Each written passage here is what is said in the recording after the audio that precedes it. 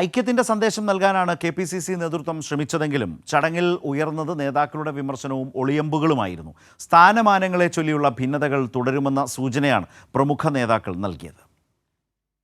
മുൻപോട്ടേ പോയിട്ടുള്ളൂ, പിറകോട്ട് പോയിട്ടില്ല.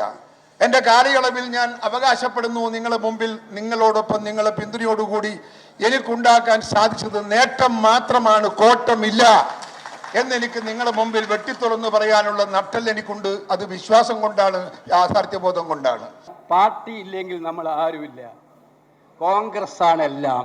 മൈനസ് കോൺഗ്രസ് നമ്മളെല്ലാം വട്ടപൂജ്യമാണെന്ന് മുൻകാല അനുഭവങ്ങൾ നമ്മളെല്ലാം തെളിയിപ്പിച്ചിട്ടുണ്ട് എന്നുള്ള കാര്യം നമുക്കറിയാം. കെ സുധാകരൻ ഇവിടെ ചൂണ്ടിക്കാണിച്ച പോലെ 4 വർഷക്കാലം കനത്ത വെല്ലുവിളികൾ നേരിട്ട സന്ദർഭത്തിലെല്ലാം ധീരമായി പാർട്ടിയെ നയിച്ച ഒരു KPCC പ്രസിഡന്റാണ്.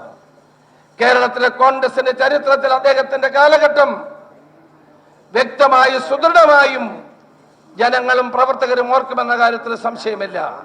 കേരളത്തിലെ അടിച്ചമർത്തപ്പെട്ട അല്ലെങ്കിൽ പാർശ്വവൽക്കരിക്കപ്പെട്ട വിഭാഗത്തെ കൂടി ചേർത്ത് നിർത്തുവാനുള്ള സംഘടനാപരമായ നടപടികൾ ഉണ്ടാകണം. പാർട്ടിയുടെ എല്ലാ തലങ്ങളിലും ഈ വിഭാഗത്തിൽപ്പെട്ടവർക്ക് അർഹമായ പരിഗണന കിട്ടിയിട്ടില്ല എന്നുള്ള പരാതിയുണ്ട്. അത് പരിശോധിക്കണം. അതുപോലെ തന്നെ UDFന്റെ സംസ്ഥാന സമിതിയിലും ഈ വിഭാഗത്തിൽ നിന്നുള്ള പ്രതിനിധികളില്ല എന്നുള്ള പരാതി നിലനിൽക്കുകയാണ്. ഇത്തരം കാര്യങ്ങളിൽ കൂടി KCCയുടെ ബഹുമാന്യ ജനറൽ സെക്രട്ടറി പറഞ്ഞു മാറ്റങ്ങൾ ഇനിയും ഉണ്ടാകുമെന്ന് പറഞ്ഞു. അങ്ങനെ ഇനിയും ഉണ്ടാകുന്ന മാറ്റങ്ങളിൽ പാർശ്വവൽക്കരിക്കപ്പെട്ട അല്ലെങ്കിൽ മാറ്റി നിർത്തപ്പെടുന്ന വിഭാഗങ്ങളെ തീർച്ചയായും അതിനെ കൂടി ചേർത്ത് നിർത്തുവാനുള്ള നടപടികൾ ഉണ്ടാകണം. നമ്മളിങ്ങനെ എപ്പോഴും ഒറ്റക്കെട്ടായി എന്ന് പറയണ്ട. അങ്ങനെ അത് കേൾക്കുമ്പോൾ ആൾക്കാർക്കൊരു സംശയം, ഒറ്റക്കെട്ടല്ലേ എന്ന്. അങ്ങനെ വേണ്ട, നമ്മളത് പ്രവൃത്തിയിൽ കാണിച്ചു കൊടുക്കാം. എല്ലാവരും ഒറ്റക്കെട്ടായി നിന്ന് പ്രവൃത്തിയിൽ കാണിച്ചു കൊടുക്കുക, അല്ലാതെ എപ്പോഴും ഇങ്ങനെ പറഞ്ഞുകൊണ്ടിരിക്കേണ്ടതെന്നാണ് ഞാൻ.